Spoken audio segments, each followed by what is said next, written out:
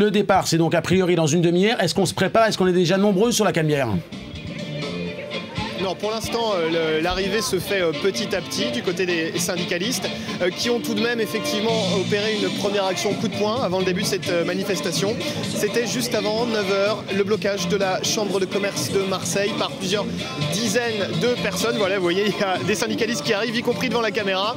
Ce qu'on peut dire aussi, par ailleurs, c'est qu'il y a un problème qui se pose concernant le salaire de certains des syndicalistes qui sont en grève depuis parfois 10, 11, 12 jours. C'est notamment vrai à la section impôts de la CGT.